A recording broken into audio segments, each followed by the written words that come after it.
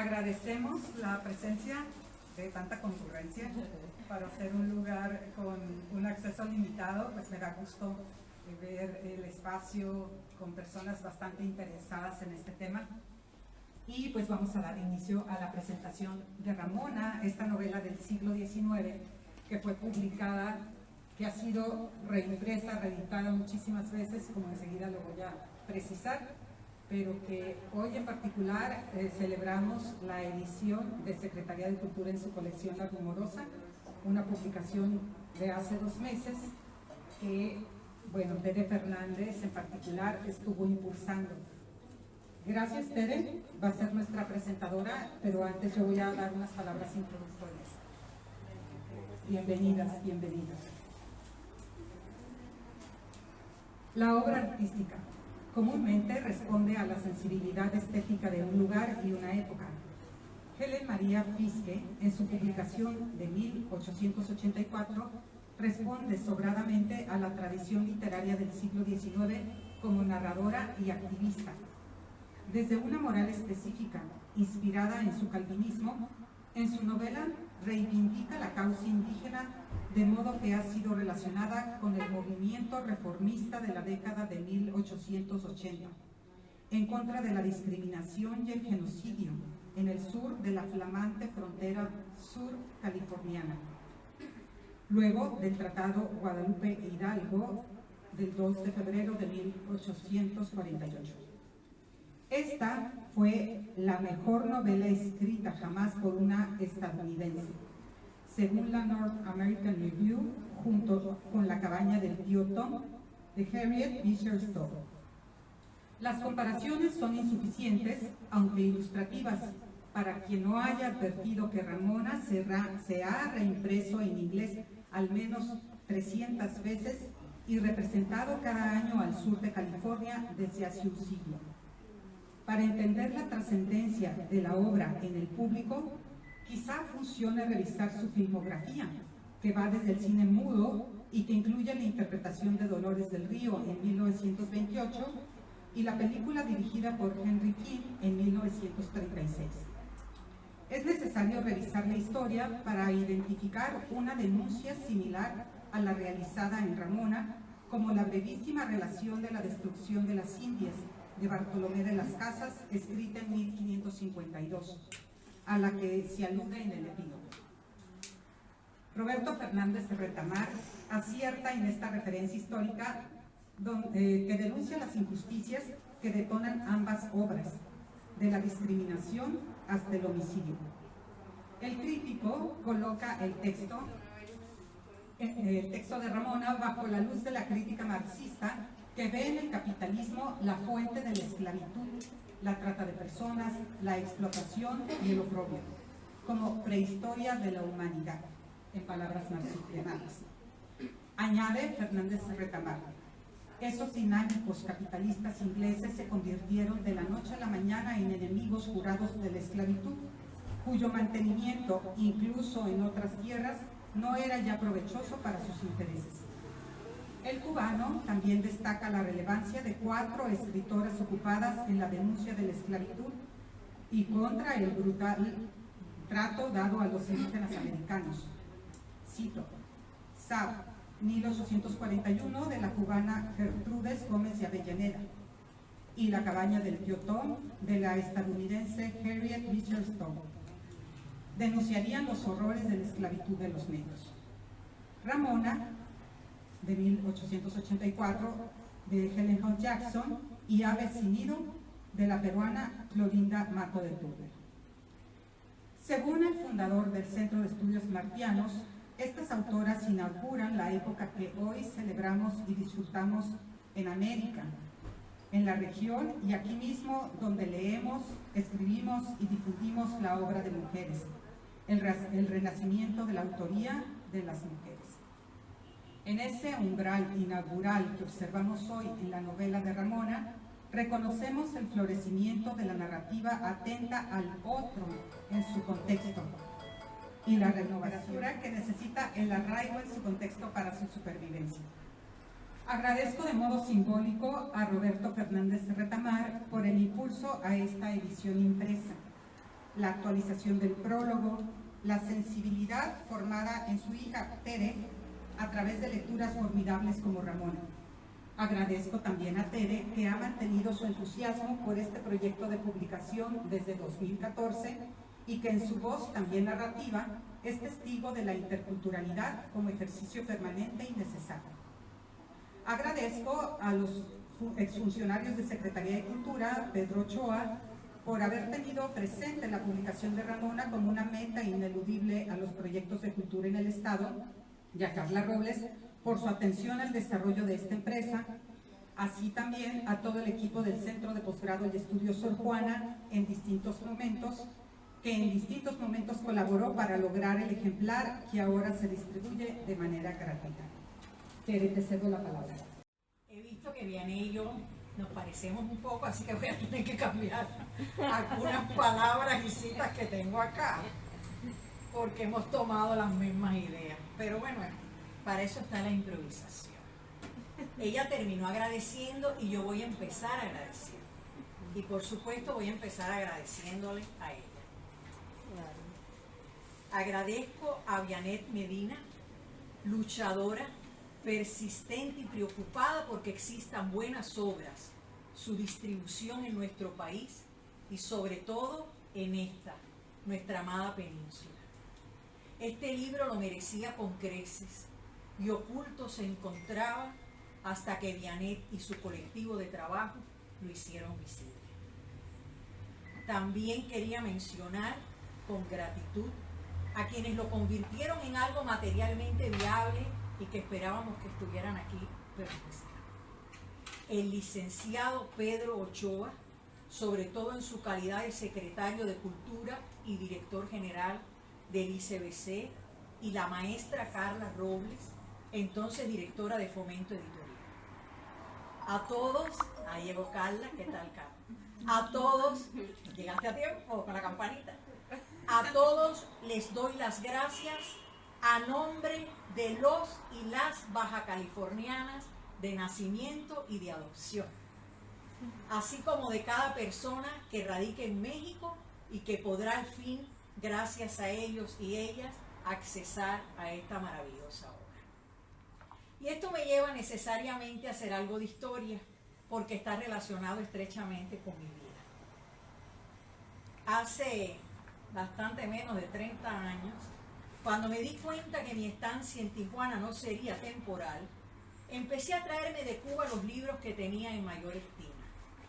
Y en primer lugar, viajó conmigo Ramona, la novela favorita sin dudas de mi juventud temprana y de tantas otras personas de mi edad, cuyas letras reverberaban en mi corazón con tanta fuerza que a pesar de los avatares de mi memoria, aún me trae vívidamente al recuerdo tres cosas que no pude olvidar a pesar de los años transcurridos. En primer lugar, la sensación de estar inmersa, gracias a su lenguaje único, lleno de ternura y de inspiración, en esa hacienda con Felipe y con la señora Gonzaga, o entre los indios autóctonas de Temecula, en los bosques con Alejandro, y sobre todo dentro de Ramona, el corazón más dulce que alguien pueda tener. En segundo lugar, un amor desde entonces muy profundo por la historia indígena, ni decir de los oriundos de México, de quienes aprendí gracias a esa lectura, y lo voy a citar, tanto así me lo grabé. Por pobres que sean, los indios todo comparten entre sí. Mientras en su casa haya un frijol, ningún indio tendrá hambre. Son la gente más generosa del mundo. Y por último, el amor a las palomas. Comencé desde entonces a distinguir la ternura que emanaba del arrullo de las torcasas. Así surge en el lenguaje de Alejandro el nuevo nombre de Ramona, Majela. Yo no conocía Baja California, lo confieso. Fue estando acá que mi padre me llamó la atención sobre el hecho de que el que yo consideraba mi libro preferido tratara precisamente sobre una indígena baja californiana, lo cual inició mi deseo de buscar la forma de que pudiera ser aquí publicado y por ende conocido, incorporando todos esos valores que traía. No sé si he comentado cómo Vianney se esforzó en transcribirlo por completo. Les voy a mostrar el estado actual de la edición cubana, que como ella menciona en el libro que ustedes podrán adquirir porque vinieron, se hizo en papel reciclado. Esto queda de ese libro que guardo con gran amor. Así fue editado en Cuba, Ramona. Era en papel reciclado, así que Vianney y su equipo de trabajo, estas hojitas que ustedes ven, que de doblarlas un poquito se rompen, tuvieron que transcribir una por una de estas hojas para que ustedes pudieran tener el libro y compartirlo con nosotros que tienen. Disculpa, Vianney, que voy a dar el ¡Bravo!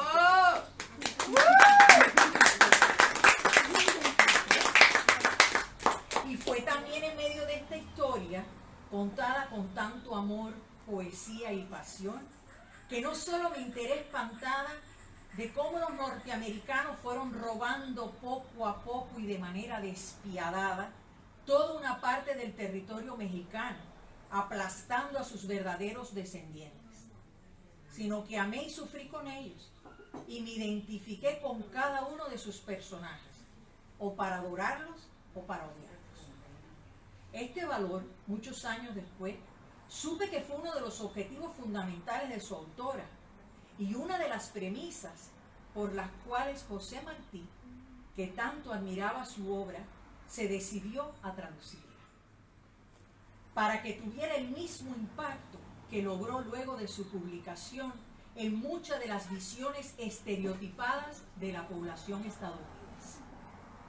El libro alcanzó una fama tal que no solo tuvo miles de reediciones en varias partes del país, aspecto que yo menciono aquí, mi querida Vianney, sino que fue llevado a película ahí te gané porque puse, desde 1910, en pleno cine mudo con Mary Pickford, luego a obra de teatro, de nuevo a cine en 1916, en 1928, interpretada por la magnífica Dolores del Río, en 1936, y en telenovelas de varios países. En el caso de México, en el año 2020, protagonizada por Kate del Castillo y Eduardo Palomo. Wow. Esto me lo salto porque ya lo dijo Vianney. A eso vamos a sumarle que este ejemplar cuenta como un aporte indudable y mi papá la consideraba la única novela que no solo se salvó, sino que ganó con su traducción. Esta traslación repleta de poesía y amor que le implanta Martí evoca lo mejor de una literatura que, como toda obra gloriosa, no muere con el tiempo. Otra revelación personal, la última que les voy a compartir, se refiere al hecho de que antes de hacer esta presentación me vi en la obligación moral de volver a leerme Ramona. Y lo hice, y lo confieso, en contra de mi voluntad emocional. Pues pensé que iba a desbaratar esa aura espléndida que la novela me había dejado como algo mágico que yo no debía ultrajar. ¿Cuál no sería mi sorpresa cuando al releerla después de más de 40 años y estando además escrita desde hace 2 siglos, no pude detenerme en su lectura de forma, disculpen, cada vez más ávida, y me encontré de nuevo llorando, emocionada en varios de sus pasajes, aún sabiendo lo que ocurriría en sus capítulos principales. Como mismo en el final del epílogo, redactado desde el 2014 y acomodado al pueblo mexicano, que su autor tanto amó siempre, existe una cronología histórica no solo de la obra, sino de ese tsunami devastador que constituyó la apropiación de las tierras mexicanas por parte de los estadounidenses. En el prólogo, escrito en 1887 por el traductor, cita que, y no voy a ir diciendo cito y cito porque voy a poner varias citas más, se trata de un cuento conmovedor, tomado como se toma el agua del arroyo de un país donde todavía hay poesía. Y añade, dice la verdad. Pocos libros interesan más que Ramona y pocos dejan una impresión tan dulce. Y en otro momento, gracias, se dice sin querer acabar de leer el libro y se busca de la mano a su autor. Orgullosa de la edición, distribución y presencia de esta joya literaria, termino parafraseando a Martí cuando recalca que con este disfrutaremos uno de los pocos libros que pueden estar a la vez en la mesa del pensador y en el recatado costurero, en la silla del estudiante, en el tablero de la maestra y ahora al alcance de todas las personas que se hayan presentes. Muchas gracias. ¡Qué linda!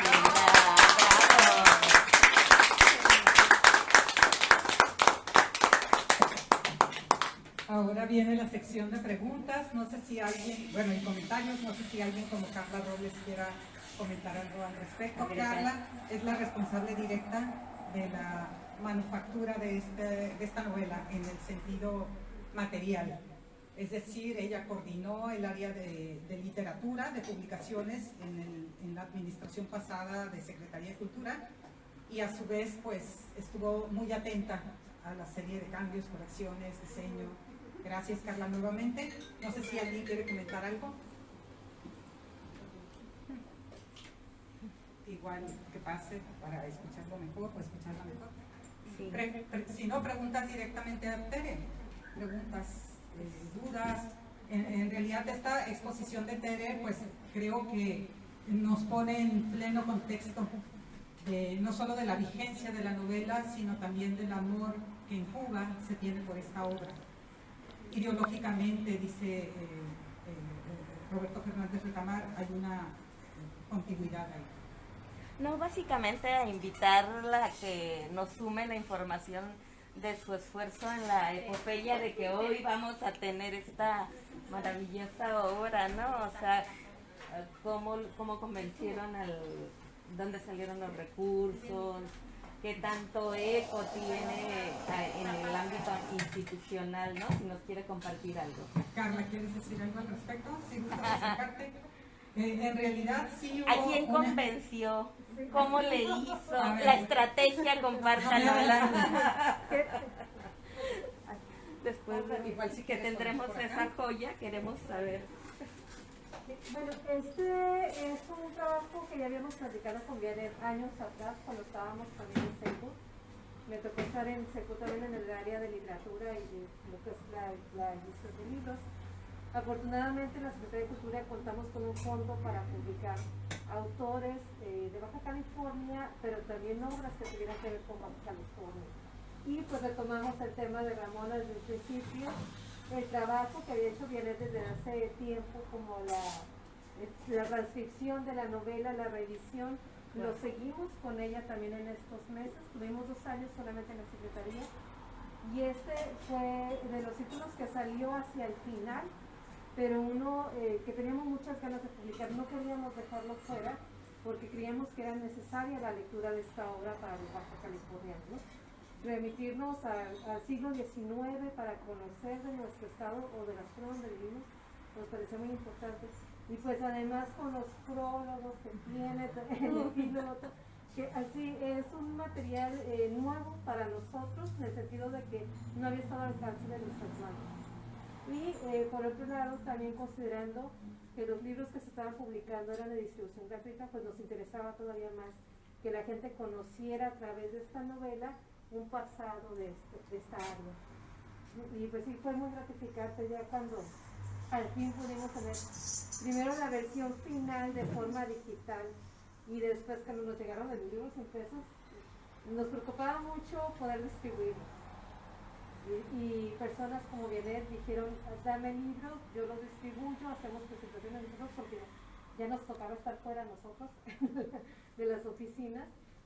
Y pues qué gusto, yo soy feliz. Gracias, muchas gracias. Es un libro que he disfrutado mucho también, espero que si no lo he leído lo puedan disfrutar. Gracias. Quiero hacer un intermedio para presentar oficialmente 4 fragmentos que están producidos en audio.